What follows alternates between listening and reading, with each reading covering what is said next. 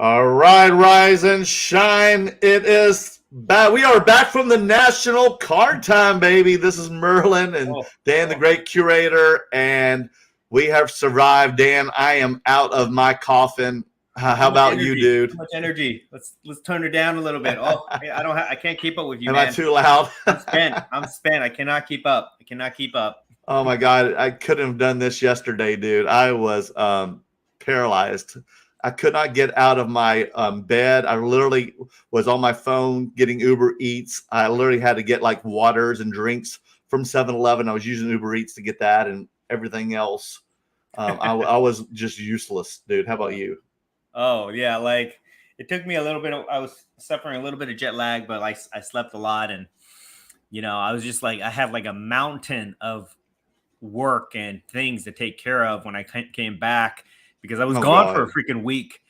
So I had to like deal with that and have to like basically get to live in fantasy world for a week and then have to come back to reality and have to deal with like adult things and family and responsibilities and all that stuff. So that was like jumping into like a cold bathtub of ice water. It's like shocked me back to reality. I was like on cloud 9, living the dream, and then boom, back into reality.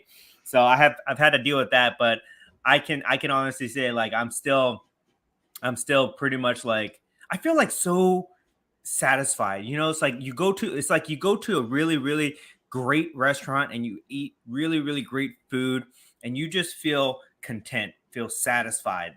That's how I feel right now. I'm in such a great mood from our experience at the National. Like I don't need anything else. Like if there was a card show this weekend, I don't need to go. If there was like auctions ending today that I wanted stuff to buy, I wouldn't need to buy it because I just feel very, very at ease and satisfied with the results. Oh my gosh. How about you? Yeah, I'm up to my nipples in cards right now. Oh boy. Did you have to did you have to use that? Come on, dude. I'm just like, I need to decompress from cards right now, but I had the best time in the world. Like I was there since last Sunday. I felt like I've been gone for a year, guys. It was just like, it was intensive. And you got there Tuesday night. I mean, and plus I was in 3 different hotels during the entire week. So I had a lot of moving to do. And you were in 2 of those hotels with me. And so and then I also had a lot of labor to do. I mean, we had to assemble our booth. I was there with Donald, the show locator, and I didn't realize we had to there's 2 booths within like a section. And we have to arrange your booth the way you prefer it. And I didn't know that. So I'm glad that I got to experience that. Mm-hmm. So that was, next time I do this again, I know how to do it. So that's interesting. And plus, we had Slab Mags to get there before you did, and they met me at Hard Rock, and we had the privilege for them to sponsor our room or pay for our room at the Hard Rock, and Hard Rock was nice. It was as much as nice as the Hard Rock in Vegas. So we were very fortunate to have a very nice hotel. And then we had to pay for our last 2 nights at the Harrah's, and that was a shock to the system after being spoiled rotten at the Hard Rock, and Harrah's was no Hard Rock for sure. If you ever go to Atlantic City, do not stay at the Harrah's Hotel. It sucks. Yeah, because when we got there, half of the room's power was out, and all the power cords were pulled out of the outlets. And when I put them back in, it wasn't working. And I spent half an hour downstairs in line to tell the manager to get maintenance to come upstairs to go to a room and fix it. And it took almost an hour. So Dan was at trade night, and I spent an hour there waiting for maintenance to fix our room. So that was an experience all of its own. In fact, don't go to Atlantic City, guys. There's no reason for anybody to go to Atlantic City unless you live in Atlantic City. There's no reason for anybody to go there. It is a terrible place to go. Terrible place to go. In terms of the city, it was like shady. You didn't feel safe walking around, but we made the most of it. made the most of it. But if you're gonna spend like any place at a casino, then just spend inside Hard Rock, because they have a lot of nice restaurants. Dan and I had a really nice meal at one of the restaurants there. Food was good. Seafood was great there. I'll admit it. They have good food. They got good food in AC for sure. Okay, so tell me your overall feelings about how the National went. Oh, I mean, I was worried because all of the shows you and I have been to had just been like total letdowns, sales wise, experience wise. It's just been, we've just been worn out mentally, physically. We've been beat up, dragged through the coals in the last couple months. But after this, it has been total rewarding through and through. This was just the Angels came down and just rewarded us with everything. It was everything we had hoped it to be and more. It was just exciting, sales-wise, content-wise, meeting other influencers and YouTubers and Instagrammers and everything. I mean, it was just amazing. It was just rewarding, networking, everything. It was just everything. A+, A+, A+ for the convention. Yeah, I would say so. Definitely it was a great experience. It was a great show. The people who put on the show, I don't know who they are, the National Committee or whatever. They did a really great job of organizing everything there. Everything went smoothly except for a couple like little hiccups with like the Wi-Fi and the location itself. Location itself, it sucked, but the convention center was very nice. It was clean. They had everything we needed there, except for the Wi-Fi just didn't work. So that really sucked. But overall, I would say like basically almost an A+ for the show. The experience there was just on a whole different level. Like we always talk about Dallas as being the best show in the country. Well, the National is on a whole different level. It's in a category of its own.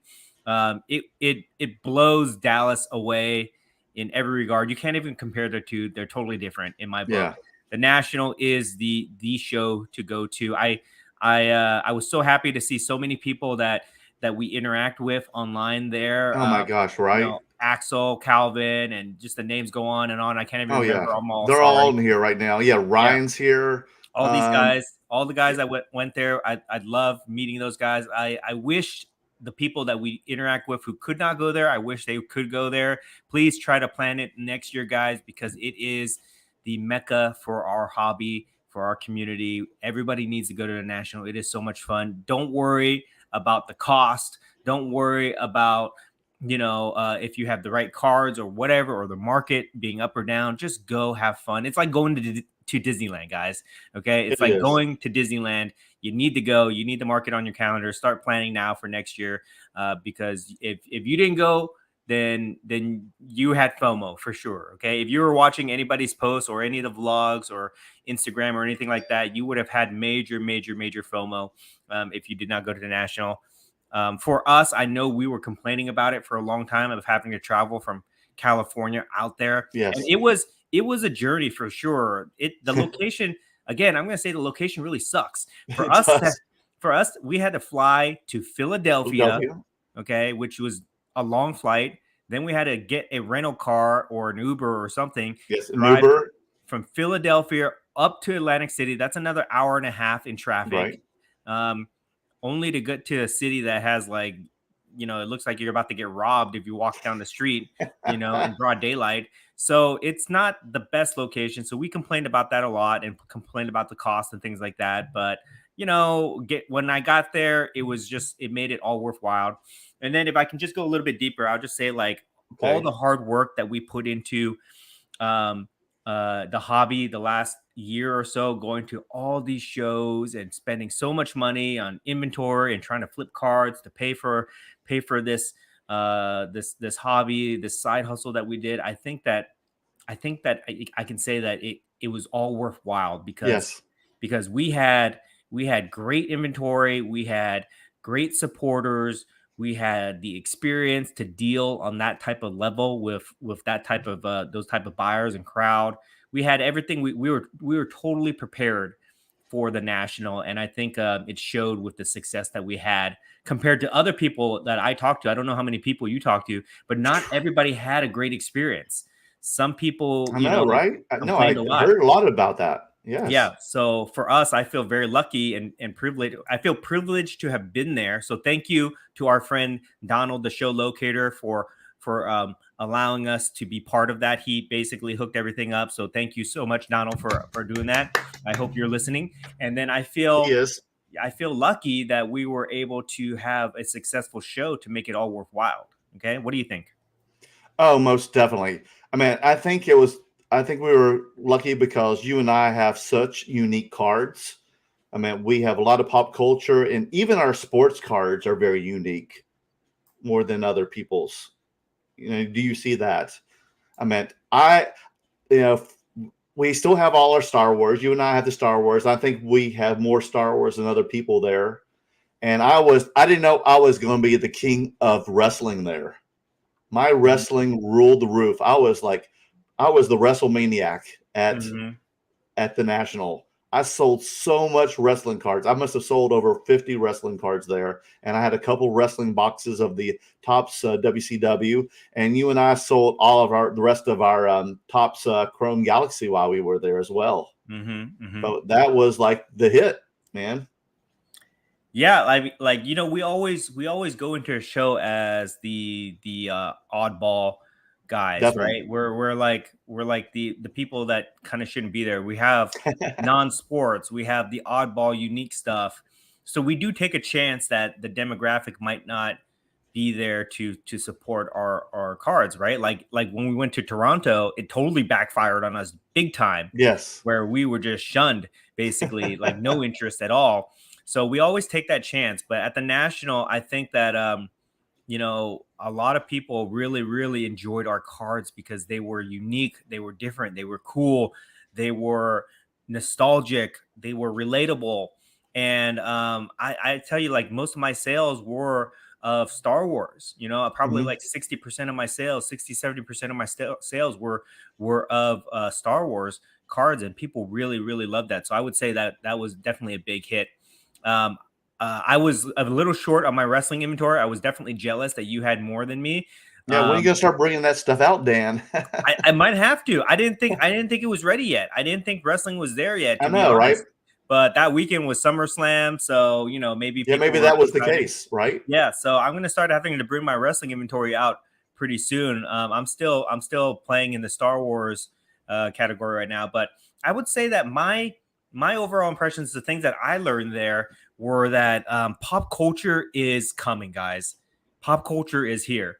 I saw everybody that walked by our booth loved it. They loved the pop culture stuff. And when I say pop culture, if you guys don't know what I mean by this, I'm talking about anything that's like part of popular culture that's non-sports. So wrestling, Star Wars, Marvel, Disney, music, entertainment, anything and everything that's not sports related. And that I feel like that niche market is getting bigger by the day. Zero Cool, a lot of people don't like that company, but they keep pumping out different they were a huge hit at the National. They had what is it, Stranger Things. That Stranger booth was Things hit. Cards. And that line wrapped around the booth several times. Like if you weren't there an hour before the giveaway, forget about it. Like I know that you wanted to try to get those giveaways, but the line was like 2 hours long. Yes. To get it. So that just kind of shows you where people are with that pop culture stuff, that they're willing to wait in line for those things. So to me, that was very, very great feedback on the type of cards that we like to play with. Oh, another thing, like multiple representatives from different companies, like Card Ladder, Market Movers, other companies, they were coming up to me and saying that they're going to start cataloging and making pop culture indexes and cards on their apps and stuff like that. So it's no longer just sports. It's no longer just sports. They're going to put like Marvel, Star Wars, other things in there. So that was that was really interesting. That was pretty cool. The other thing that I kind of saw is vintage. Vintage is back and strong, guys. I remember at the last National last year in Chicago, vintage was nobody cared about vintage. All the vintage booths were like empty in terms of people waiting to see what's going on. But this year, really? vintage had a very heavy presence at the National. A lot of people are starting to really wake up and try to pick up those iconic rookie cards of the great players out there. Low grades sell just as well as high grades or mid grades. People are getting very smart about the type of cards they're buying. They're looking for eye appeal, color, corners, all that stuff. So that was the other thing that I kind of learned from the National in terms of where the market is going. Vintage. What about you? What did you see besides pop culture? Oh, well, what we were buying, what you introduced me to when I bought the Johnny Cash. What's it called? The Photo One, Type 1 photos. Yes. Yeah. Well, I'm really learning about that. And, I got to meet the guys who are selling those, talking to them. I started learning a lot about the Type 1 photos. They taught me a lot. That's one of the things, when you set up at these shows, you meet those people and you start really learning a lot about it, about the history and everything. Yeah. I'm glad you brought that up. So besides cards themselves, I think slabbed memorabilia is starting to pick up. Like the Type 1 photos that we talked about, we're starting to get in that. I saw a lot of those things out there, and they're expensive. They're not cheap. You think a photo would be like, $100 or whatever it is. Some of those things go for thousands of dollars. Those Type 1 photos. So that's very interesting. Also, slabbed signed memorabilia such as tickets. Or we saw a lot of those. Cut autos, like our friend. What is it? Pop Culture Collectibles, I think he goes by. Pop Culture Collectibles. He bought a slabbed Walt Disney autograph for like 11 grand. Right. Like $11,000 for a Walt Disney slab auto, crazy things. I saw somebody had a Disneyland first opening day ticket slab. That's right. They had some crazy number on it, like 30 grand or something like that on that. A lot of ticket sales, a lot of slab tickets were expensive. So I think slab memorabilia is starting to pick up for sure based on what I've seen. Wow. Yeah. Yeah. We learned so much this week. Okay, so let's talk about what else is on your mind. Anything on your mind or anything that bends your corner before we go into pickups? No, I mean, I don't think anything really bent my corner this week. It was just so much positive energy at the National. I just had a really great time. It was just, I met so many, influencers, social, media content creators, and met so many new people that I didn't even know it even existed. They came to my table, and then all of a sudden, during dinner, I went to go look at their, IG account, and I'm like, holy moly, this person has 50,000 followers. What? They were at my table? Holy moly. My gosh, I got all nervous, Like, wow, little did I know. So it's always good to be on your A game at every single time, every single minute, to introduce yourself at all times. That's really important. And then, you finally get to meet Gary V. I know. Oh my gosh. I fucked that up too. But it was an epic train wreck, though. Oh boy, guys! All right, let me just tell you this story real quick. You'll see the video. I'm going to post it on my vlog.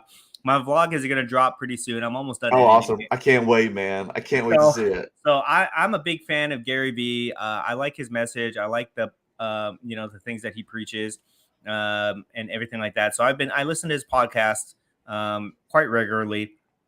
I don't buy any of his VFriends or NFTs or anything like that, but I just like the message that he puts out there. So, and I model a lot of my positive messages based off of things I hear from him. But anyways, we were there waiting to get into the convention on day one, and him and his entourage just walked right by us. And they kind of like bumped right into me, and I was like, it was 8 a.m, and we had like all these big crates of slab mags. We were waiting for the show locator. He had a dolly. He wasn't coming down to meet us. So I was just kind of waking up. I wasn't ready for this to happen right away because Dan said it was going to happen at our booth. I had planned. I actually had planned to meet Gary V during the show, and I was going to give him a gift, and I was going to have Merlin film it. And this was my plan, guys. We had talked about it the night before at the dinner table. I said, we're going to film it. You better be ready, Merlin. Don't mess up. You better be ready to film.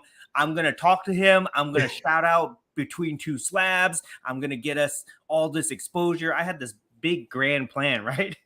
And then this is funny because it literally was discussed the night before at dinner. Yeah. And here it is at 8 a.m, the following morning. And then he walks by, and Dan literally just slammed his phone right in my stomach, like you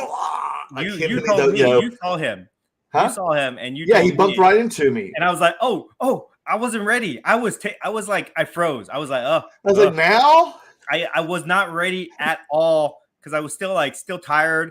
And and we had all these like cases. And I wasn't ready, and I had, it's just like I didn't have anything prepared, but I knew I probably wouldn't get a chance to see him again. So I just took out my phone and gave it to Merlin, and then I just jumped right into it. I said, Gary, oh my God, I follow your stuff, and you're such an inspiration to me, and everything I do is based off of the things that I've seen. And can I give you a gift? I fumbled through my bag to grab the gift. Oh, here's the gift for you. I think you would like it. It's a card of a bullfighter, and thank you so much. And he shook my hand. He gave me a hug. And Gary's doing this the entire time. Gary's doing this. Oh yeah. Another thing is he lost his voice.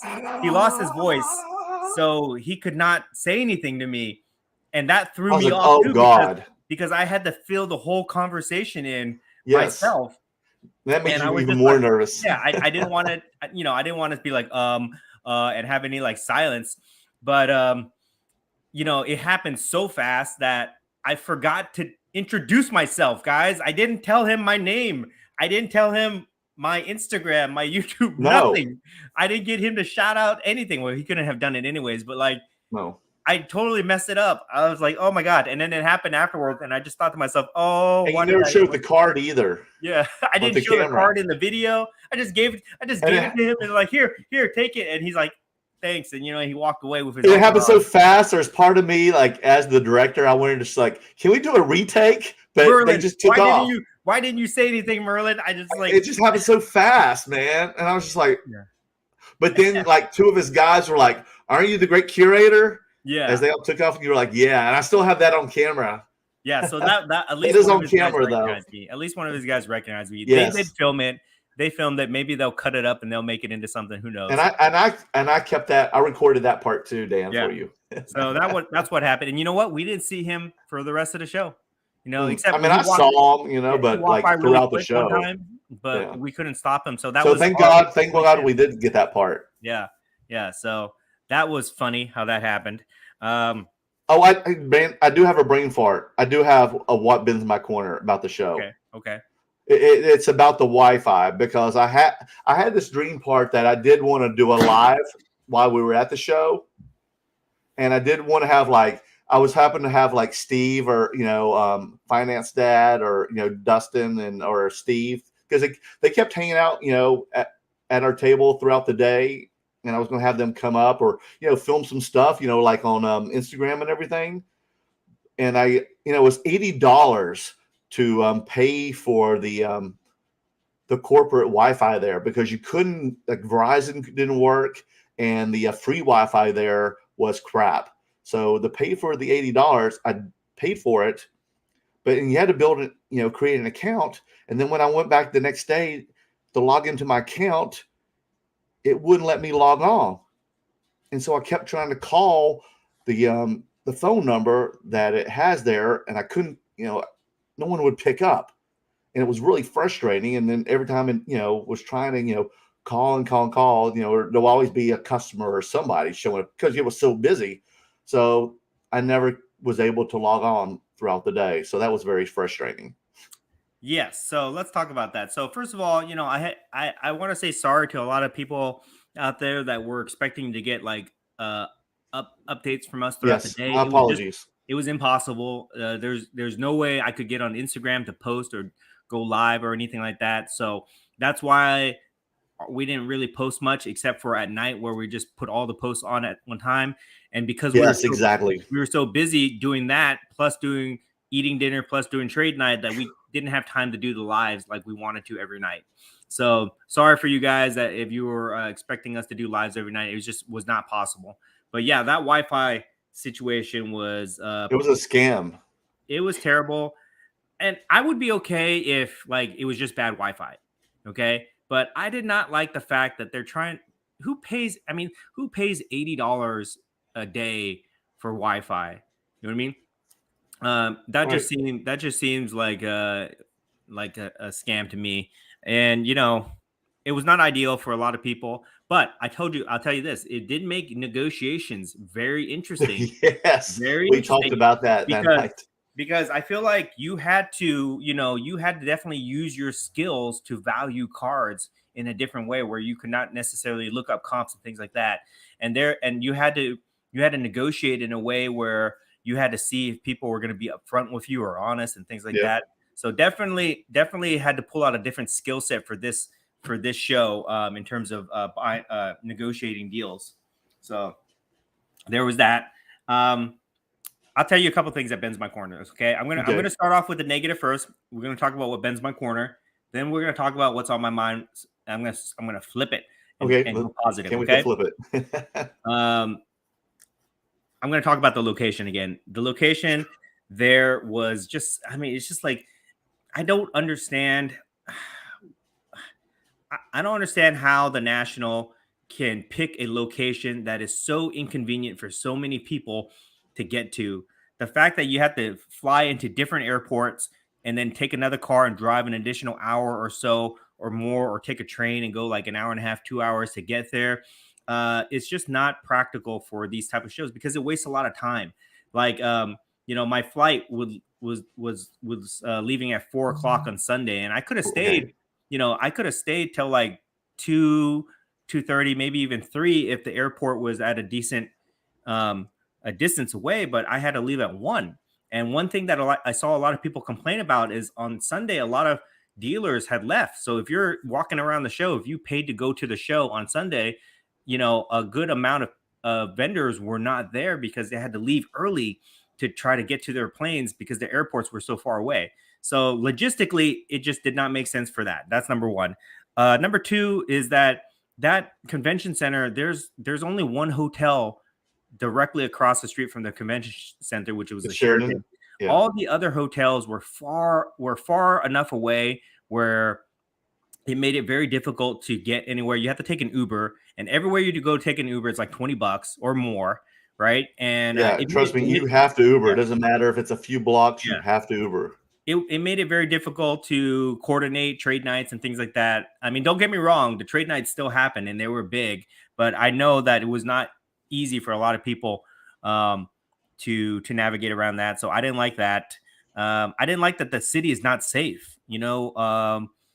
That's a big issue. That's a big liability where people could be robbed and things like that. And I know, and it's not safe, folks, because people don't know, but I live in the city. I'm an urban guy. I live in Hollywood, and for me, it's not even safe. I don't even feel safe. Yeah. You know what I mean? Yeah. So they need to just stop going there. They need to stop going there. They need to find like the one that they have in Chicago. That's perfect. I mean, there's so many hotels around there. Walking distance. It's very close to the airport. And everybody's walking there. It's a safe area. Walking. They need to just find convention centers that can accommodate what they're doing there. The AC. It's not the first time that they've had it there too, by the way. The AC location, I don't care if you get that location for free. I don't care. They get enough money. Believe me, the committee that owns this convention, they make enough money. They can go somewhere else, guys. So that was really annoying. The other thing that bends my corner is, as great of an experience as it was to go there, as fun as it was in terms of camaraderie for everybody to get there together and enjoy their time together, there were still a lot of bad actors at the show. There were people that were stealing cards, which is bullshit. Like people that we know had cards stolen. There were people that were scamming people. Like, I don't know if you heard about Jeff Wilson's kid. Oh yes, we all heard about that. How he got scammed, or he almost got scammed by some guy. So if you guys don't know, okay, go. The story's probably gone, so you can't even read it anymore. But Jeff Wilson, sports card investor, my BFF, he posted a Jeff did post it about like how his son, he has like a 13-year-old son that was at trade night, and this old adult man tried to give him like a $10 card and say it was like $3,000 and tried to scam him because they couldn't check the comps or something like that. Oh, that's pathetic. Basically just try to take advantage of a kid, which, that's what used to happen in the 90s. Because I was a kid. When I was a kid dealing with older adults, they used to try to scam. Because all you have is Beckett guy back in those days. They would definitely try to scam you. So this dude tried to scam, Jeff Wilson's kid. And I'm sure he's not the only guy there that did that. So there are a lot of bad actors out there, even at these conventions, trying to scam people, trying to steal things. So that's always terrible to hear. So I didn't like that. So that bugged me. What else? Yeah, so that's pretty much it for what bends my corners. Now let me spin it and talk about what's on my mind, which I really did love. Okay. I really enjoyed the interactions that we had there with all the people that we met that we never met before, that have come up to us for a couple different reasons. Number one is like a lot of people come up to us and say they enjoy my content, which is great. Okay. Which is great. And I got very valuable feedback on that too. So the feedback that I got from a lot of people were they were thanking me for my content because it makes them laugh and it lightens the hobby. It lightens the hobby. And I thought that was really interesting because, I feel like when I first started to make content, I tried to be informational. I tried to give people, good information so that they could be successful in the hobby. And what I learned, what I kind of like evolved my content into would be where I don't really take myself too seriously. I just try to have fun. And I want people to have that mentality within the hobby where they do it for fun. Because I think a lot of people the last couple of years have solely focused on doing it for profit. And there's a lot of other content creators that make specific content saying this is how you can profit from the hobby, which is great. All those guys, I think all those guys are great. Sports Card Investor, Roth Cards, all those guys that do that kind of stuff. There's a place for that. But for me, what I do is I try to let people know that you can do all that, but you can have fun too. And fun is where the focus should be. And I got a lot of great feedback from people saying that they really, really enjoy that. And that's changing their perspective on how they buy and sell cards, right? Like they're focused more on things that they enjoy and having fun versus, just solely trying to flip and make profit. So that was really cool. Second thing I really enjoyed is that a lot of people were thanking me and you, Merlin, for exposing pop culture cards to them, giving them the exposure where they discovered what it was. And they had so much fun interacting, so much fun, learning about it, collecting it, and building these collections like Star Wars, Marvel, wrestling, music. It's like so many people came up to me and be like, bro, man, you these cards that you're showing, that's like my childhood. I love this stuff and I'm having so much fun. And can I buy these cards from you? And I must have started at least like 10 or 15 Star Wars collections out there, just selling like low dollar stuff to these guys just to kind of like get them into it. And then they would come back and they would buy more from me and they would really enjoy it. So that part was really cool because I feel like for me, it's allowing me to share my passion with other people. And it's allowing me to build a community of collectors, which I believe is the best way to sustain values for cards rather than trying to build a community of flippers where, they're just trying to make a buck and then they can easily leave. If you build a community of collectors, then that supports the values of these cards, which is what, I'm really trying to focus on. So I thought that was really cool. And I really enjoyed meeting everybody out there, especially all the East Coast people that we'd never seen before. So true. That's what I'm saying. Yeah. They were so nice to us. They were so welcoming. We got a lot of gifts from people, which was really cool. Oh my gosh, right? It's just so generous. Just a great experience being out there meeting those type of people. It's definitely so humbling It was definitely humbling when people would tell me that, how much I inspired them and everything. I'd turn around like, "You sure it's me?" I was like, "Who are they talking to?" People will walk up and say, "Hey, can we take a picture with you?" I'm like, "Yeah, no." Are you sure you don't want to take a picture with Brian? Because Brian was right behind me, right? You're talking about Sunday League Investor, right? No, they're like, no, it's you. We want to take pictures with you. I'm like, oh man, that's awesome. Okay. Little kids would come up to us. I thought that was super cool. It was just great. I really did feel the love, and I felt like a celebrity out there. Me too. I'm like, you sure I don't have 1,000 followers? I sure did feel like it. I know, man. We still need to get Merlin to 100 or 1,000 followers on YouTube, guys. You think I would have 10 million followers, man? That so many people came up to me. You were very popular. I know. I met so many people and everything. Like I said, I met so many people came at a table who knew me, and like the people that said they knew me, I would go look at their IG account, and these people would have like 50,000 followers. I'm like, what? And these people know who I am? Like, oh my God, I'm so humbled. My goodness. Yeah, it was definitely a great experience. So definitely thank you guys for all the love, all the guys that we met out there for sure. Okay, so let's get into pickups at the National. Do you want to Oh my gosh. Whoa. I don't have that many, so you can well, I do. I have a field day, man. Where do I begin? Oh my goodness.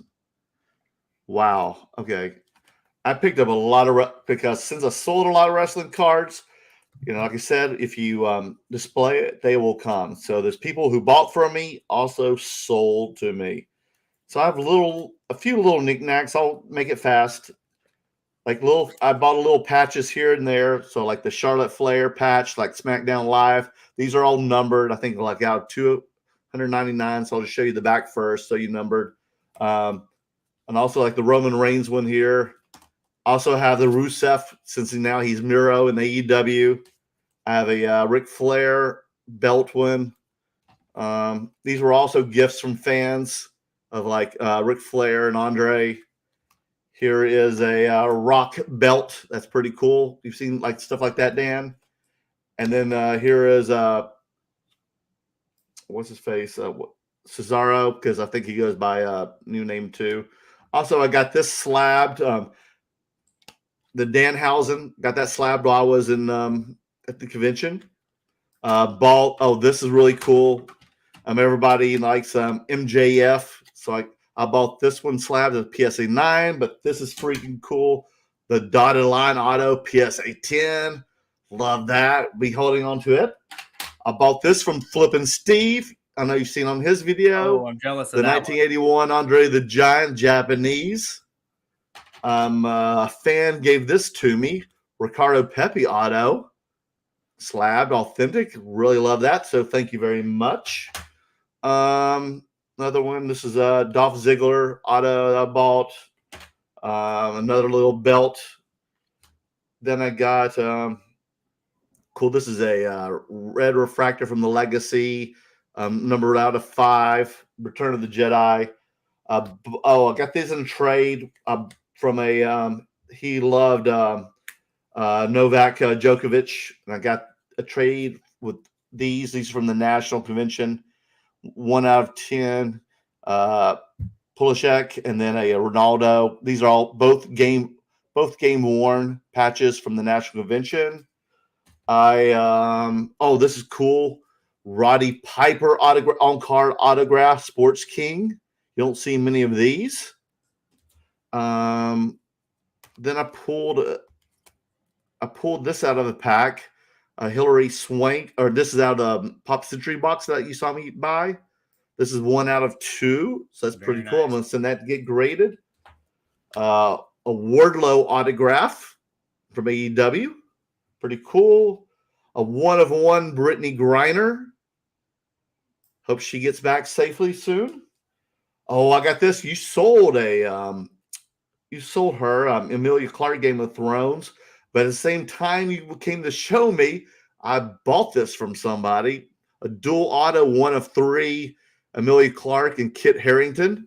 Mm-hmm. Pretty cool. That comes also out of that set where that Hillary Swank 2022 Pop Century dual auto 1 of 3. Oh my gosh, so many things. I love this one, Dan. Transcendent 5 of 5 nice. On card, Stone Cold Steve Austin. Love that one. I intercepted this at trade night from Flippin' Steve. I've been seeking this forever since I've worked for these guys and one of my clients, Black Sabbath. But the head of Black Sabbath, I've been wanting this on card auto, Ozzy Osbourne. Wow. I've been wanting this one forever. But Steve, he said it was okay. He understood. I've been wanting this card forever, and I finally got it.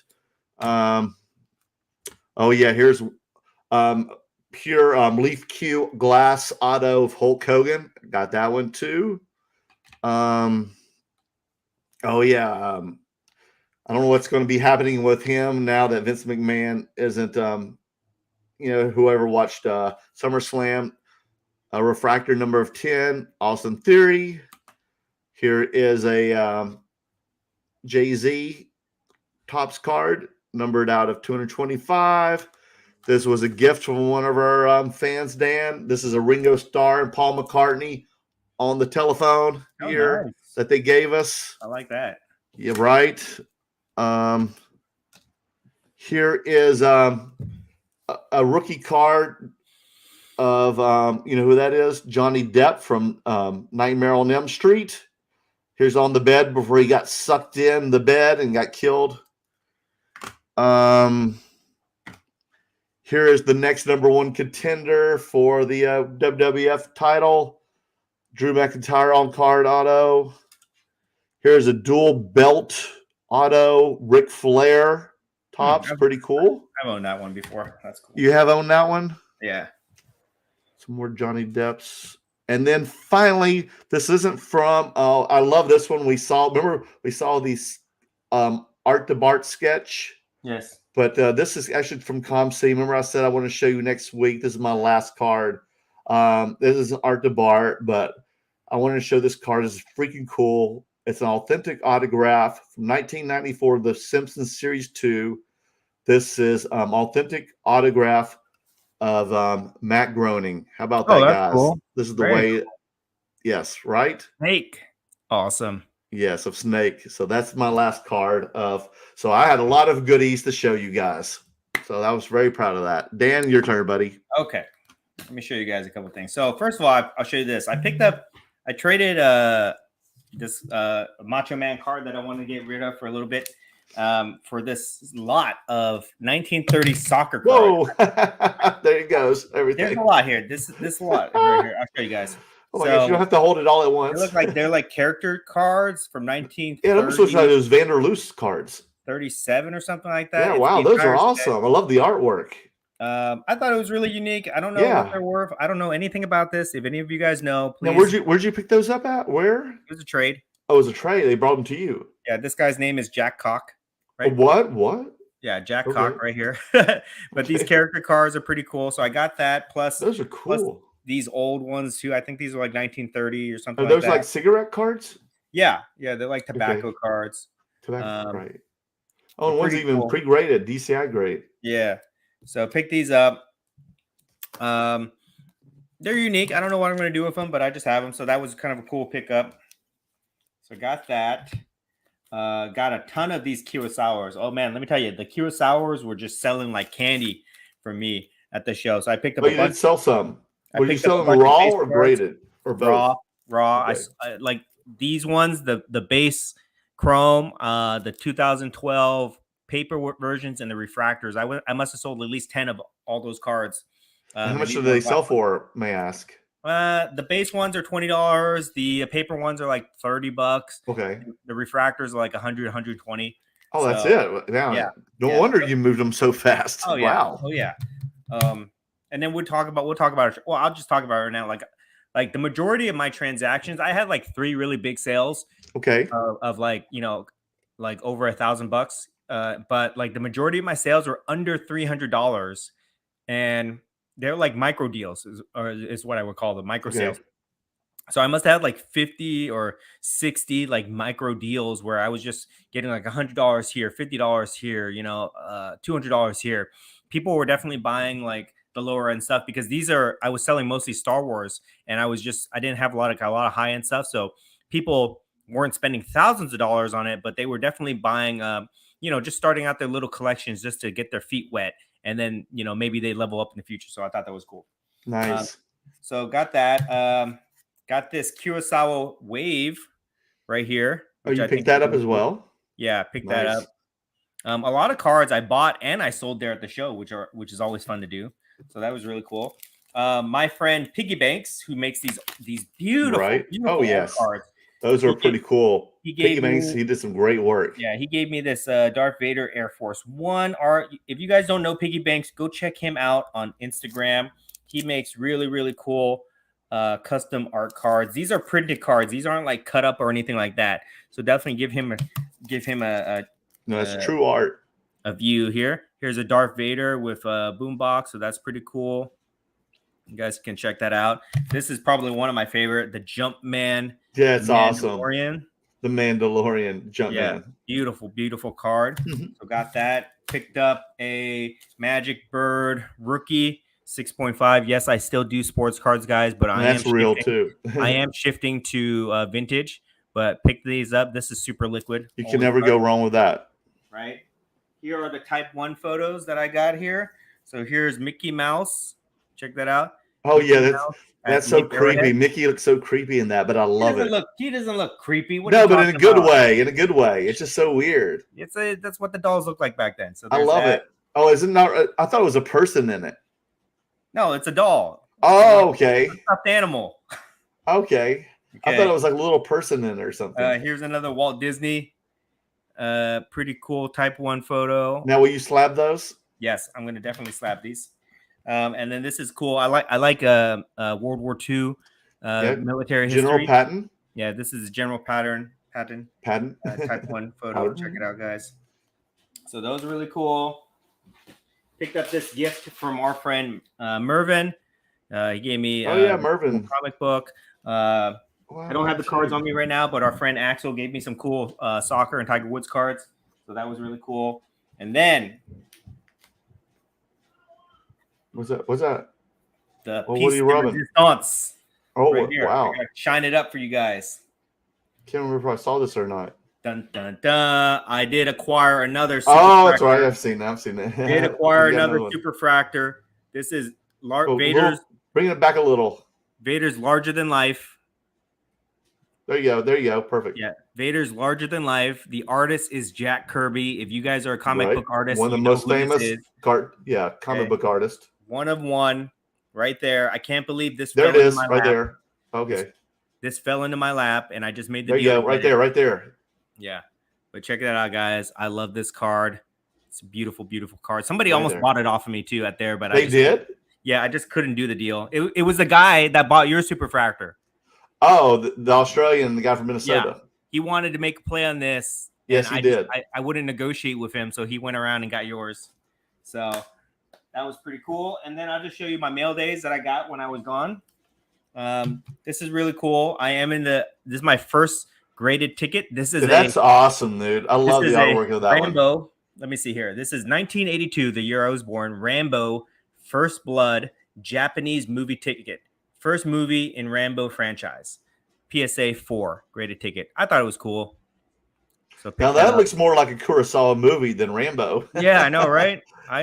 So I picked this up. It looks like Kurosawa's Rambo. Very cool. And then this is really cool too. This is my first Pop Century card. I know you've had a few of these, but this is my first one. This is Michael Keaton as Batman, star and rolls, gold auto 1 of 1. Yeah, you've been wanting one of those. Yeah, very cool. So I just like the way this card looks. It's Batman, probably my favorite Batman movie of all time. 1 of 1. You can't go wrong with this stuff. I think the Pop Century stuff is very popular. It is. People have been buying those boxes. Were on fire this week. Yeah, Pop Century, guys, don't sleep on that. I mean, even though these are sticker autos and non-licensed and all that junk, I mean, who cares? It's celebrity stuff, right? If you get the celebrity autographs, you can do very well with these stuff. So that's pretty cool. And they look great, guys. They look great. So yeah, so that's all my pickups from the show or this past week. Okay. Let's get into comments because I know we got a lot of comments here. People. Oh my goodness. Oh yeah, we've had almost 110 people right now in the chats. Yeah, so let's go through this here. Travis, namaste. Let's go. We're going, man. CV Sports Card, gentlemen, love the content, the smiles on your faces. Thank goodness. Yeah, I got acupuncture today and some good sleep. Ryan, hey guys, nice meeting you Thursday. Merlin tried swinging back around, but you guys were busy willing and dilly. Yeah, nonstop, man. We were so busy. It was Papa Jim, we missed him. What did he say there? I just want to say this first. We were so busy. It's like when the doors open from when the doors close, we could not leave the table at all. It's just back to back deals. People looking at our tables. It's just like didn't even have time to eat. Basically, you know. Really. Yeah, thank goodness for the show locator for getting food and stuff for us and everything. Sure. And so, Papa Jim, hello guys. So glad you both made it to the National. I had a great time. Mm-hmm. Papa Jim, you got to come sometime, brother. Mervin, nice seeing y'all. I hope you guys had a blast. Mervin, thanks for the comic book too, man. Axel, hey guys, it was a pleasure meeting you. Nationals couldn't get better. Super worth it. Dude, Axel, it was a pleasure hanging out with you this week too. Pleasure seeing you. Adam, Atlantic City is a dump, except when you're at the casino or at the convention center. I would agree. Oh, here's another thing. Good restaurants. What was that, Dan? Here's another thing I did not like. This is what bends my corner. I don't like card shows that are at casinos because I feel like it's just it's not a great mix when you get a bunch of people that are addicted to speculating or AKA gambling. And they have wads of cash that they have from the show. I don't think it's a great combination. Dangerous. Yeah, and I think that probably a lot of people lose money gambling, and then that's money that they don't spend at the show. Ooh. And things like that. So it's just not a great mix. I don't like that stuff at all. Well, so you did a little gambling yourself, dude. I did. I know. How much did you win? I'm did such you a lose anything? I was playing roulette. Me and Sunday League Investor, we were playing roulette. We were betting on black and red, just for fun, and we won like $50. So and that was it, right? Yeah, that was it. But normally I would say don't gamble. It's not a good thing. It's not a good habit. Okay, next. Osmond, it was great meeting you guys at the National. Thanks for all of the great content, Ozzy. Oh, pleasure, Ozzy. It was great seeing you, man. Definitely, you and your son. Trader Griff, see a lot of hobby Twitter saying that they got the COVID at the National. Oh, my God. I hope not, Dan. Have you tested yourself, brother? No, but I feel fine. We'll see. Yeah, I wore a mask when I went to get my acupuncture today, so make sure my acupuncturist didn't get it. Yeah, I mean, it's a shit show, guys. Like all these people up against each other. Not everybody's like has great hygiene, to be honest, at these shows. So it's like and not everybody has great manners either. Where they spitting all over the place. So I'm sure that it was going around. Spit on? Or spittled on? Not that I know of, but we'll, who knows? See. But yeah, there was some good BO going on there. Yeah. Calvin, hey Dan and Merlin. What's up, Calvin? We never got to do the break. I'm sorry, buddy, about the bounty hunter. My apologies, Calvin. Brother. Yeah, we didn't see you at the trade night, so we. The trade night was a little shit show at first, so sorry about that. Mm-hmm. Paul heard a lot of the dealers say it's all the same 5 players, aka they're the one step away from oddball. What's he mean by that, Dan? Like people are just buying the same 5 players over and over again, and they want to go to oddball cards. I think that's what he means by that. And I would say that might not be a bad play here because. And I'm going to go on a little bit of a rant since you get like burned out from those 5 players. Since you opened the box on this one, Paul, okay. I'm going to go on a little rant here. I've been thinking about this a lot. I've been thinking about like what creates values in cards. What makes a card valuable, right? Like today they make cards, every year, okay, and new cards every year. So what makes one card valuable over the other? And I think the most logical answer I can come up with is relevancy, right? What is the subject matter that is on that card that is relevant that would make people want that card, right? And in sports, it's the player, right? So like a Michael Jordan is still very relevant in today's society, even though he hasn't played in 20 years. People know who he is. People regard him as the GOAT, so they're always going to want his cards. LeBron James is the current GOAT, you could say of our generation. So people want his cards. Somebody like I would say Elgin Baylor, an all-time great of his time, but he's not relevant anymore. Nobody wants his cards unless you're going after his rookie. Guys like Shaquille O'Neal, all-time great, still on TV. People love him, but is he as relevant in in the hobby as he was before. I mean, most of his cards don't really go for that much, I would say. So relevancy plays a real important role in the values of cards. That's why people are always buying either the GOATs or they're buying they're speculating that young players are going to come up and become relevant, right? Like the rookies and things like that. But when you go to pop culture, it's like these same characters have been relevant for decades. Like since some of these characters, like the X-Men, for example, have been relevant since the 60s. Superman has been relevant since 1940, right? And they're always relevant in each generation. And they continue to be relevant as more content is made of them: comic books, toys, movies, TV shows, things like that. So that's why I think that pop culture is really just a couple steps away from really hitting it big, because once people see values in the cards and they connect the values of those cards with the relevancy of the topic or the subject matter, I mean, I think people are going to go crazy for that kind of stuff. And I'm already seeing it now with Star Wars and Marvel, and we're starting to see it with wrestling and things like that. Yeah, even like Harry Potter. I mean, when you have a park built after you at Universal or at Disneyland or Disney World, you're going to be here for a while, folks. Yes, these IPs, the intellectual property, right, of Harry Potter, of Disney, of Marvel, of Star Wars. This stuff does not get stale, guys. Like they keep milking these IPs for all their worth, and they keep coming up with new relevant content, new stories that continues to capture new fan bases. Whereas with sports, it's like you watched your player of your generation, and then once they retire, that's it. Like I'm a big fan of Magic Johnson, of 80s Lakers, but he's just not, his cards aren't worth money these days. They're just not, he's not relevant. You could buy a 5,000 box of Flawless, pull a Magic Johnson, patch auto, and it's worth like $300, right? Whereas if you could buy like a $300 box of Star Wars and pull out a low number Darth Vader or Luke Skywalker, and it would be worth just as much or more, right? So I definitely think that pop culture cards have a lot of room to grow. Oh, and another thing I'll say too is like the actors that play these characters, like Robert Downey Jr., for example, Mark Hamill, Harrison Ford, guys like that, they are regarded as gods to their fan base. Gods, man. When you go to Comic-Con and these guys come out on stage, like people go nuts for these people. A dedication, a fandom that you don't really see in a lot of sports, except for like really hardcore fan bases. When your team is winning. Definitely.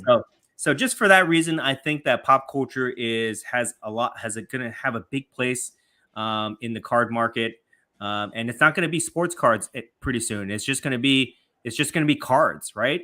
It's just going to be cards. Like before, we used to call it baseball cards. We used to say everything was baseball cards, even though they made basketball, football, and other hockey, right? And then it kind of morphed into sports cards. But I think that at some point it's going to morph into just cards, because we are all card collectors. We love collecting things in a card form, little cardboard. Let me see it.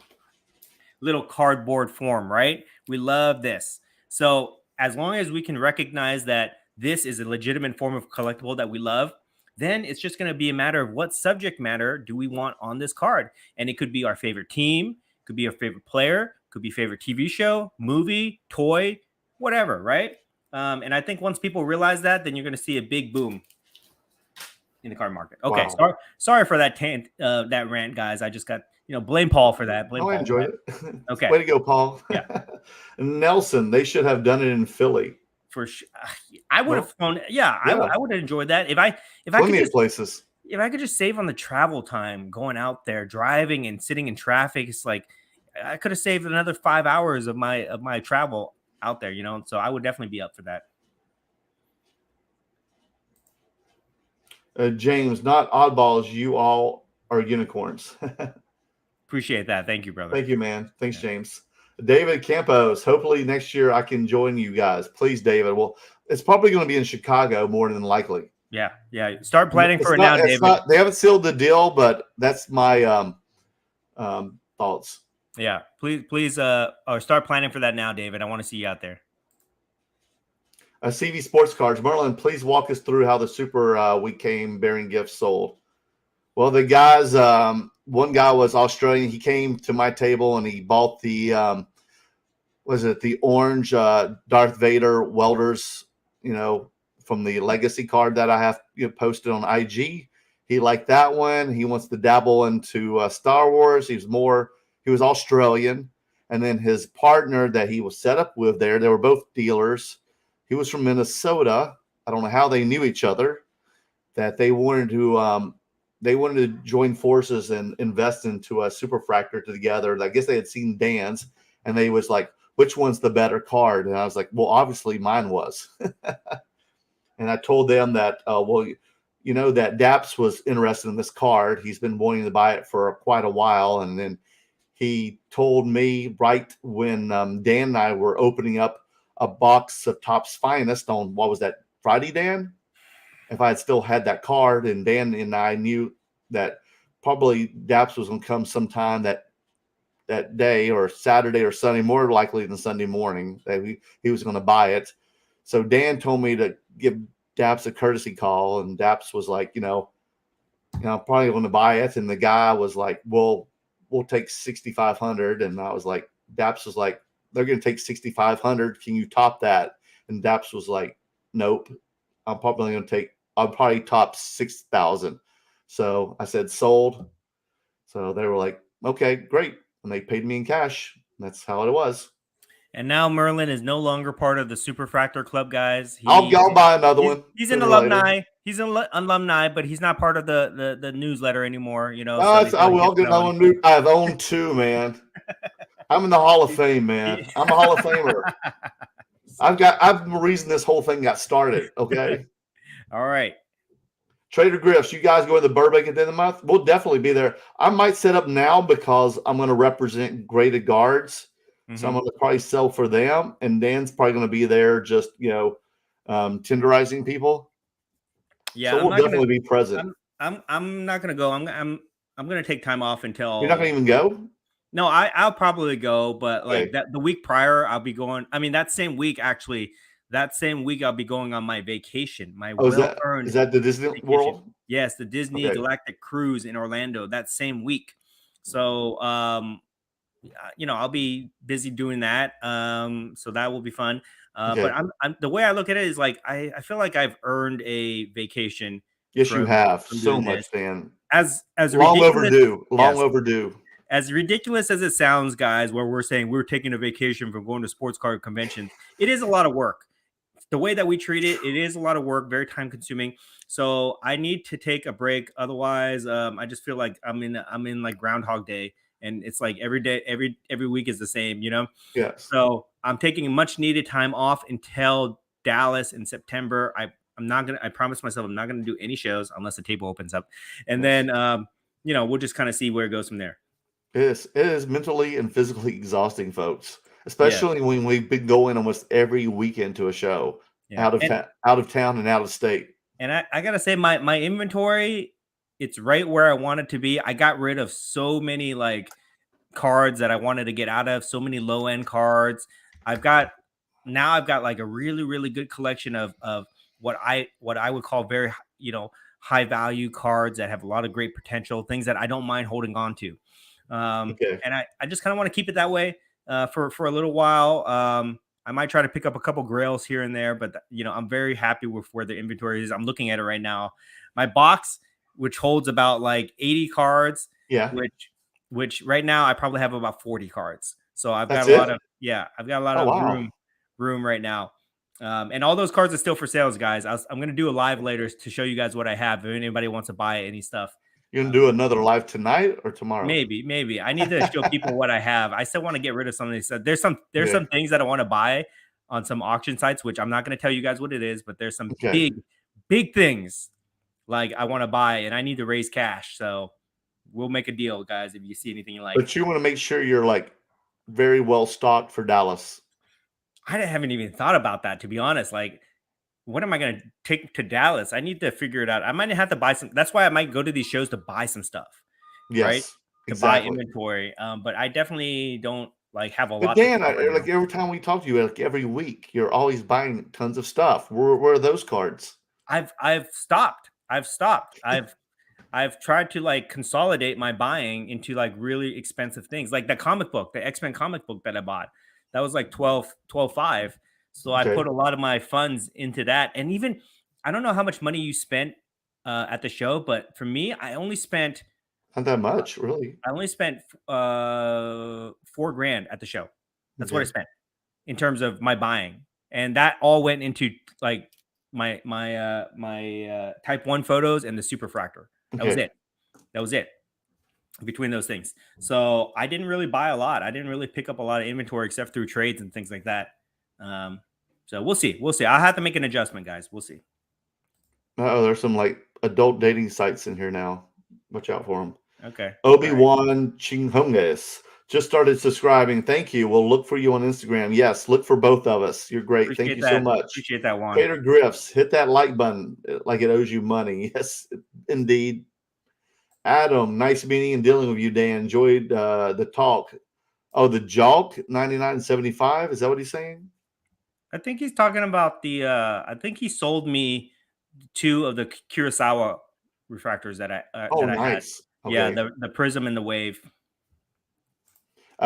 Ryan, I was really frustrated about the Wi-Fi. Yes, weren't we all? There were a few cards I thought were cool, but I didn't know much about them, so I didn't know what would be a fair price. Indeed. Mm-hmm. CC, the National probably like Atlantic City because it is driving distance from major cities like New York City and Philly, and they probably got a good deal from the local casinos and hotels. Well, definitely. I mean, I talked to some board members, and that's what I talked about. And the man beside us in the next booth, Al, he's actually the new president of the board of the National Convention, and that's what he explained to me as well. You know what's interesting too? This is what separates the National from Dallas and other shows. How many international people did we meet? I met people from Australia, Singapore, Germany, Korea, England, Italy. There was these guys from Italy who brought me amazing pop culture music cards. There's Panini cards. Oh my gosh! So I really thought that was cool meeting these people from out of the country. And I guess it's easier for them to travel to the East Coast versus the West Coast or whatever. Most definitely. So I thought that was really cool, and I really enjoyed that. So I guess that's a plus for having it on the East Coast there. Trader Griffs, you see that Jeff Wilson video of TSA cutting open a sealed case and dropping a slab? What? I haven't seen that yet. Dan, did you see this? I did not, but I will have to check it out. That sounds like a nightmare. That sounds like a nightmare. Poor what? Jeff. My gosh. And it's on his channel. Leo, Merlin, we met late night, the trade night at Bally's. Have you seen SummerSlam yet? It was awesome meeting both of y'all in person. I'll be at Burbank. Dan, I would like to see the green quad in person. Well, Leo, yes, I did. Sunday night when I got home, as wreck as I was. No spoilers, please. Was that? No spoilers. I won't say anything. But when I got half of it. I've watched half of it, but I haven't seen it. I did watch it all because I did watch it all, believe it or not, except I slept through 2 of the matches. I think I slept through the what's this? I forget. So I slept through 2 of them, but I knew what I saw 2 of them the next day. But I watched them all till 4 a.m. on Sunday. That's why I was a wreck yesterday. And then I watched Raw last night. So I did see it all. Nice. Let's see here. Well, I played with my dog. Ryan, do you guys know the name of the card artist who was set up toward the entrance? He had a really cool stuff, but I can't find him online. Is it the same guy who did the art for Beckett? I don't know, but if anybody knows, please help Ryan out. Jordan, what's up, Jordan in the house? Dinner and AC, unforgettable. Yes, it was. It was good and free, but unforgettable. Yes, we won't go too far into this, but Merlin definitely had a hard time at dinner. He bullied a waitress into comping our meal. Not the waitress, the owner. He bullied the manager or owner into comping our meal because the service was so bad, but it was very entertaining. I wish I would have filmed it for you guys. Maybe next time we'll try to get that on camera. We gave the waitress a great tip, but I gave the owner some hell. I tenderized the owner, didn't I, Dan? Mm-hmm. Mm-hmm. But it was a great dinner, though. But terrible service. 3-hour meal. Paulo, how much did you sell that Super in the welders for, Merlin? I sold the Super for $6,500, and I sold the welders. The green one was that numbered out of 25 for $700. Very strong sale for a Super Fractor, guys. $6,500. Very strong. Yeah, sale. it was the We Are Bearing Gifts, the artwork by Nathan Hamill, which is Mark Hamill's son. That's Luke Skywalker's son. Michael Leah, great to meet you, Dan. I was the guy with 3 of the 5 Boba Masterwork black. You got the pick still? Merle, I wanted to say hi, but you were always busy talking to someone while eating Cool Ranch Doritos. I only ate those ranch Doritos for about 5 minutes, and because it made my fingers all nasty, and then someone brought some cards for me to look at, so I had to go wash my hands. Yeah, I still have the picture. I think DM me on Instagram, and I'll send it to you. 19 Vintage, Rob, what's up, buddy? Good to see you, man. Beavis cards, great if Funko Pops could help pop culture relevancy and carry new collectors into cards. So I think so. They're doing a crossover, guys. If you guys didn't know this, they're doing a crossover Funko Pops and sports cards, where they're taking Prism cards, making a Funko Pop of the player, and they're putting a giant Prism card in the Funko Pop box. Really? Yeah, and there's variations. There's like gold variations too. I think people are going to be chasing that. Were they at the convention? No, but I saw somebody post it on Instagram. So check that out, guys. I think that'd be pretty cool. Oh wow. Pokenomics. Ooh, I like that name. Do you think the modern pop culture IP cards, new releases, are better or worse than buying the original cards? That is 1940 Superman, 1977 Star Wars, 1966 Marvel, and Batman. Dan, what do you think? Okay, so I don't think that they're worse. I think that they're cooler, to be honest. Because yeah, me too. Because it's like this. Like if we take modern day Prism cards and we compare it to like some basketball set from like the 1980s, 70s, right? Where they still make legends in the Prism sets. If you guys don't know what I'm talking about, let's just say Magic Johnson, right? They'll make a Magic Johnson in a Prism card, and nobody will care about it because he's not relevant anymore. Going back to the rant that I did, a little while ago. Exactly. He's not relevant, but people want his 1980 Topps card. People want his 1986 Flair card or 1981 Topps card, whatever, right? Because that's when he was relevant back in the day. Right. Characters are still relevant today. You could buy a 1940s Superman card all day. That's a great set. The 1940s Superman card's great set. But if they made a new Superman card today, you better believe it's going to look badass. It's going to have all that modern technology of the card and everything like that. All that shine, all that flash. Yeah, all that shine, everything. And the character is still relevant, and you can use Marvel or Star Wars as an example too.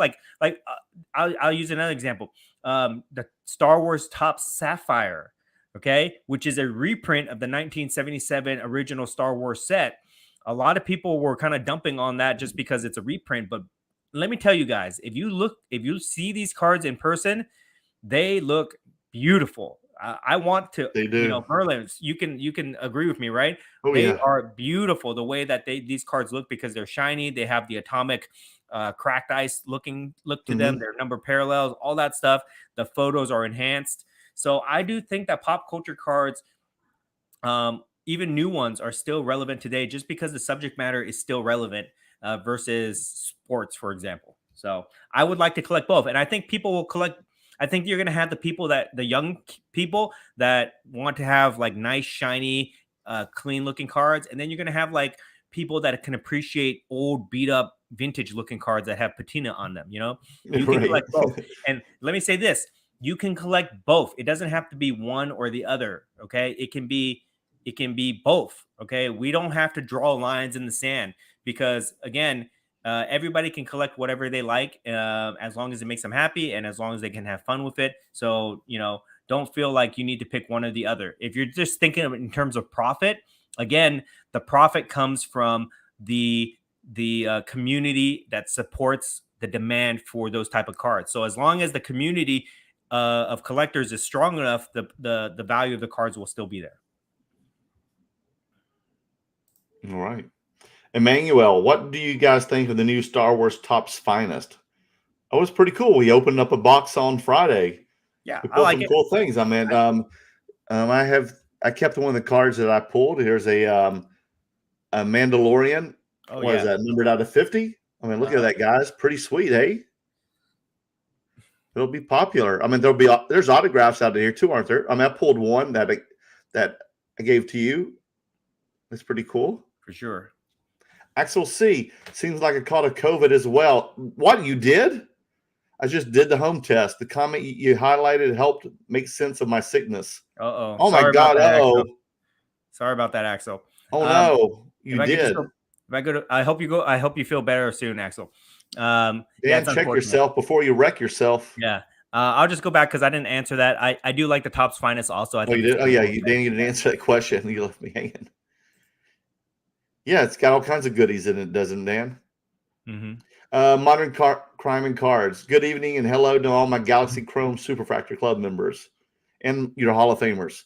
Calvin B. Cards. Hopefully I'll make it to Dallas sometime and we can do the box breaks some other time. No worries, guys. Yes, please. What's up, Scotty? It was a great seeing you guys, fellas. Hope to be in Dallas in September as well. Please, please, please. Hashtag can't wait. Emerald City Express. Appreciate you guys. James, do you still have your new comic and did you take it to the National? Yes, I still have it, of course. No, I did not take it to the National. No, I'd be scared. There's no room for an image taste, and that comic is not going anywhere. I'm not flipping that comic. Not As yet. a hold for a while. As a hold. It's a hold for a while.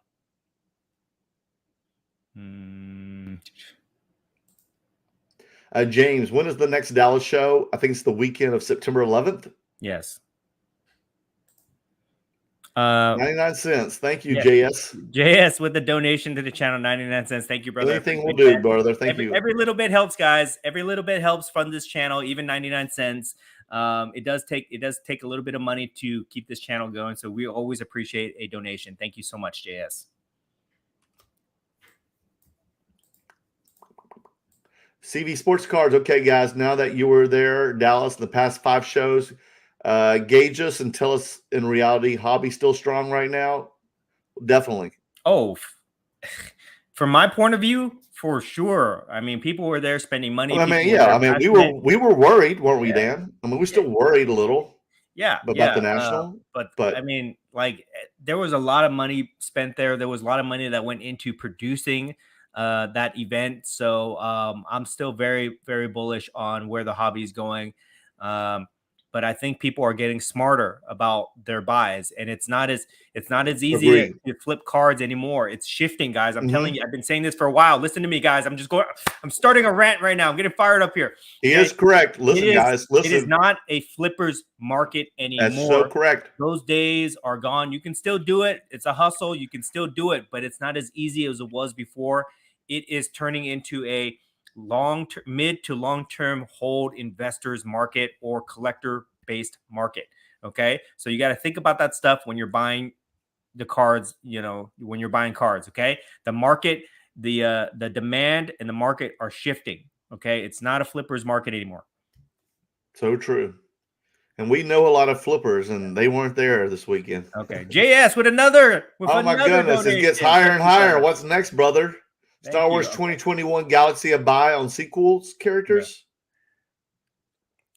Two sequel characters. I think all Galaxy is good. Yeah, all Galaxy. And I know what he's talking about. So he's talking about, like, Rey or Finn or other characters like that. Oh, the movie characters. So I would say yes, because here's what's great about Star Wars.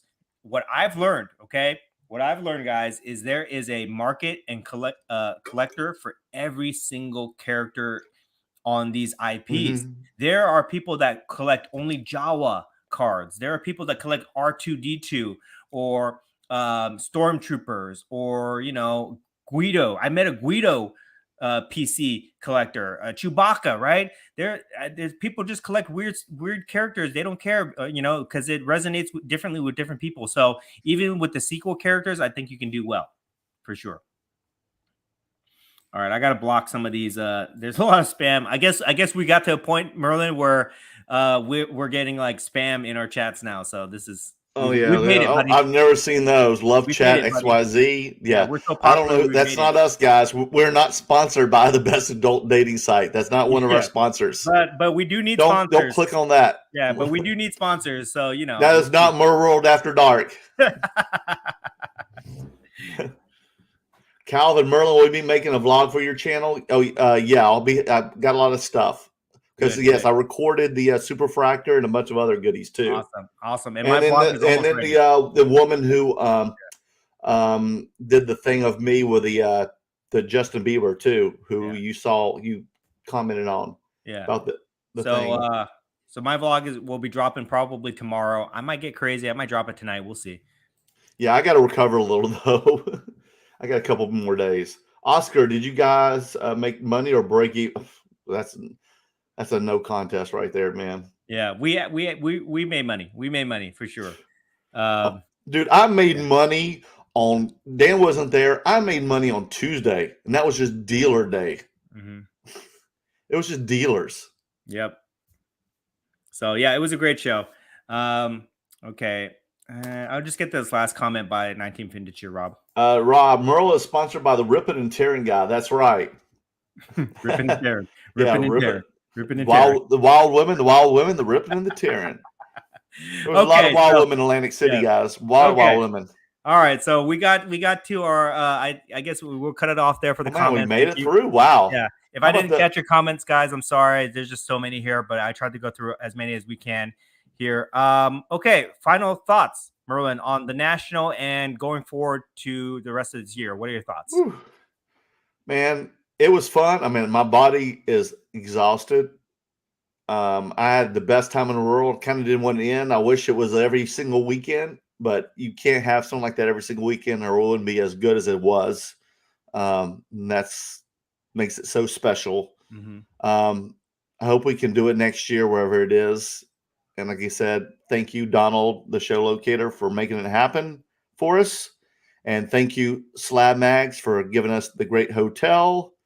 And thank you for all the other DAPs for, giving us the finest cards and, letting us do the Star Wars podcast all this time, and everybody else. And, Dan and Sunday, Brian, Sunday League Investor, for making this happen. Dan, thank you for everything for this entire year. I couldn't do it without you as well. So thank you so much. We've been working hard for this. We've had a lot of crappy shows. So we've had a lot of blood and sweat and tears, but I'm glad we got to have one. This was our Super Bowl. This was our WrestleMania. And I'm glad we got a big win, big W for this one finally. We've had a lot of L's, but we got this one big W made up for all the big L's. Yeah. Yeah. I appreciate those words. That's very touching, Merlin. Thank you very much for that. And I want to add on to that.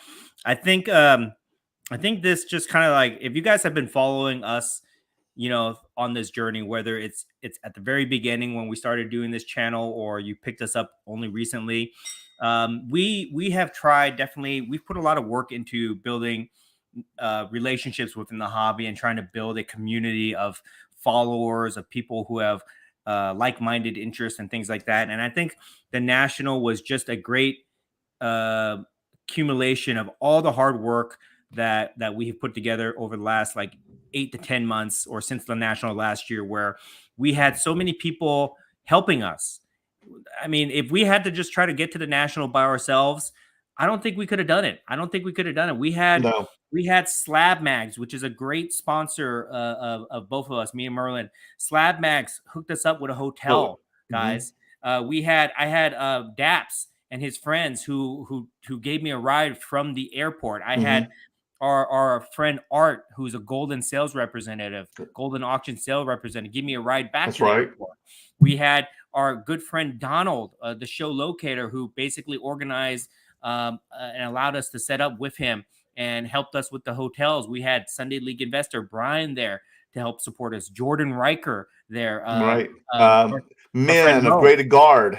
Min from Graded Guard, our friend Mo, Paper Gems. We had all these people helping us there, on top of all the people that came to our table to buy things from us. All the people, there's a lot of people in this chat that we met there that we did deals with. They came to support us, to do deals with us. And all that helps, us have this type of experience. And I'm just so grateful for that. And it really made all the hard work in the last year totally worthwhile, and shows that we didn't waste our time, and shows that we have been doing it the right way. There's the other people out there that have different styles that works for them, where they do whatever they want. But for us, what we tried to do here is we tried to build a community of collectors. We tried to have fun. We didn't take ourselves too seriously. We make fun of ourselves. We've been attacked for it. A lot of people. Yes, and also thank you for the trolls for not showing up and beating me up. Yeah, we've had people attack us for the way that we have our content and the things that we collect, but we pushed through all that, and we were able to get to the national, and we had a great time, and it made everything worthwhile. So appreciative of that, so appreciative of the community and all our friends and family that help and support us in this channel and the things that we do together, you and me, Merlin. And also want to shout out Dave of Stars and Heroes of San Jose, who was at our booth as well. Great guy. So it was a pleasure hanging out with him as well. Yeah. And then looking forward to next year, I feel like it's hard for me to imagine putting in all the hard work that we did last year to do it again, but I can see us building on what we did this year. I can see us definitely building the community and being bigger and better next year. And hopefully we can do more interactive things with people. We can do, we can, I don't know what we can do. We'll just have to kind of see, but I feel like we have to build upon the momentum that we have right now going into next year and see where it goes. And I think that we're smarter too, Merlin, you and me, of the shows that we go to, the inventory that we have. So we'll get better too. Me and you will get better, and we will continue to build this community of fans and collectors and investors and whatever you want to call yourself. We're going to continue to build it. As long as you guys ride with us, then we will take care of you and we will bring you guys with us. So appreciate all that. And then that's pretty much it. I don't want to go on another rant. I got to take off right now to hang out with the family, but appreciate you, all you guys. If you haven't done so already, I'm going to tell you guys this again. We have to do this until this happens. We need to get Merlin to 1,000 subscribers so that he can be monetized, guys. Oh, that's right. And so with Merlin, it's all about the money. Okay, guys, get him monetized. Next week, I'm at 705 right now subscribers. Next week, I'm going to give y'all some surprises because we're going to make this happen more fast. We've talked a lot about the national. I'm worn out right now. But next week, I'm going to give you guys, I'm going to show you some giveaways because we're going to make 800. We're going to make 800 fast. So we're going to expedite this. I'm going to show you some giveaways. Once we get to 800, what I'm going to give away for 800 right now. Okay. So I've got a lot of goodies to show to make 800. Okay. This man 1,000. He has over 2,000. Well, I'll show you some giveaways on Instagram. For next week. Over 2,000 subscribers. Those 2,000 subscribers need to go over and subscribe to him on YouTube. If not, somebody out there pay for some subscribers. So we need to get this man to 1,000 quickly, please, guys. He needs to be there. Please help Merlin out. Okay, guys. You guys saw him cleaning the showroom floor because he couldn't pay his tab, right? I'll do it for you guys, right? Monetize his account so that he can be with everybody else. Okay, guys. So I got it. I'm gonna have the 800 subscriber giveaway. I'm gonna show y'all next week what I will give away to 100 subscribers. Okay. All right, let's get it, guys. Let's get it. Please like, subscribe, share, all that good stuff. Thank you guys for hanging out with us. Appreciate it. We will see you guys next week. Bye, guys.